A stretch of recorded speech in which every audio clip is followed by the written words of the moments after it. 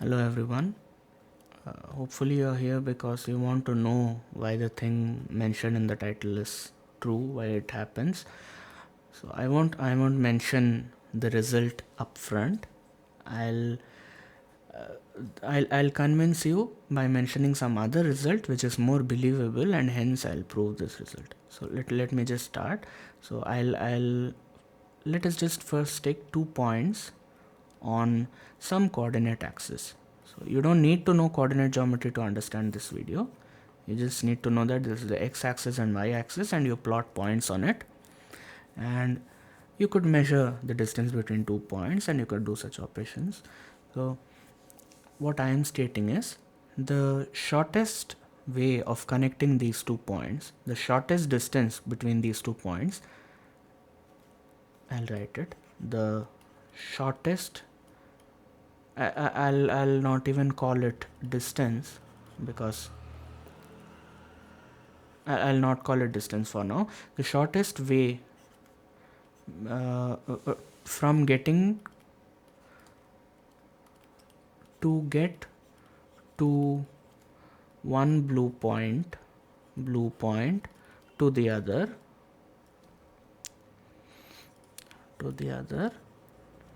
is via a, so this I'll have to fill in this dash. So what is the shortest way of getting from, if you're starting from this point and you'll have to get to this point, what is the shortest possible way taken? Way or maybe path. So if I took this path, so this is not the shortest, right? This will be longer than this path I have, right? Or maybe this path would be even shorter than these two. So essentially where I am getting is, you cannot find any other path that is shorter than the straight line connecting these 2 points. So the shortest path between any 2 points is a straight line. So this, I think, needs no proving. This is very believable, and this is fairly intuitive to everyone, because even when you see road corners, right? So say that this is a road corner. This is a road corner and I'm starting to walk from here, and if I get tired in between and I see some narrow passage through which I could walk, I try to avoid this path, right? I go from here to here, and then I reach this point quicker than I had to walk through this part. So this is fairly intuitive and what we have been doing every day. But this if you believe this result, then it becomes really easy to see that, say that you have a triangle, and now we are getting to the result mentioned in the title, why you came here to watch this video.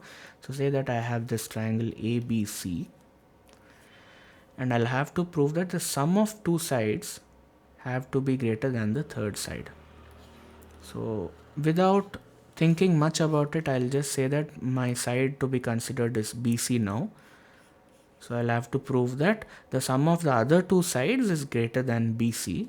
So you could again think of the point C and point B on the coordinate axis, right? You could think of it as 2 points because it's on a plane. So you could draw a coordinate axis behind it if you want, right? You could draw this, but now I won't because I want to just keep it neat for now. So say that so we essentially, what do we know? We know that the shortest path between the point B, between B and the point C is BC.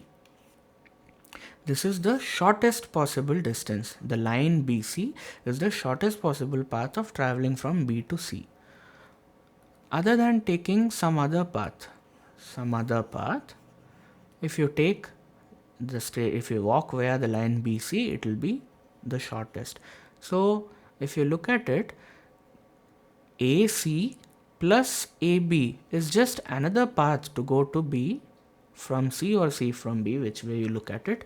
So what am I concluding now? That AB, or I'll write To get from B to C, I'll write BA, so this distance plus this distance plus AC has to be greater than this CB or BC,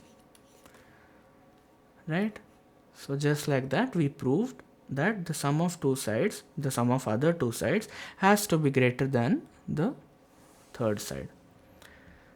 And you could do this for no matter which side you take. So if I redraw the same triangle again, say that this is the same triangle ABC. So you could do this, you could do the same argument for point A and point C also, because the shortest possible distance would be AC, and since it is the shortest, it should be less than all the other paths, and the one such path is AB plus BC, right? So again, it holds good for all the sides of the triangle.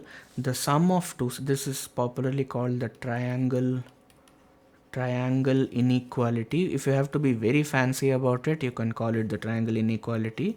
This is used in places you wouldn't even believe that math would take you. We use this very basic result, but we teach this very early on because it's very intuitive, because even here we proved the triangle inequality, right? While walking, we just proved that the sum of these two sides, right, is greater than this third side. This third side is the shortest distance. So we prove this as triangle inequality, or you could just say that this is what I'd suggest you to do. The sum of two sides of a triangle is greater than the third side.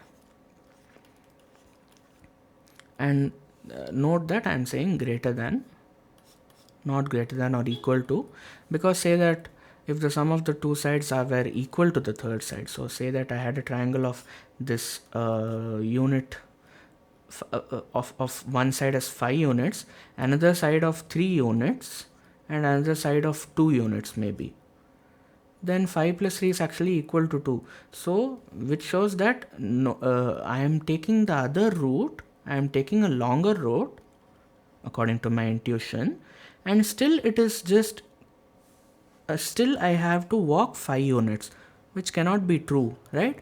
It shows that this 3 has to lie on the same line as my other side. So this 3 plus 5, these two sides have to lie on the same line as the line with unit 5 distance. So it's just a straight line, it's not a triangle, so this won't form a triangle, right? This won't form a triangle. So hopefully I have convinced you that the triangle inequality is true and the sum of two sides is definitely greater than the third side. Thank you.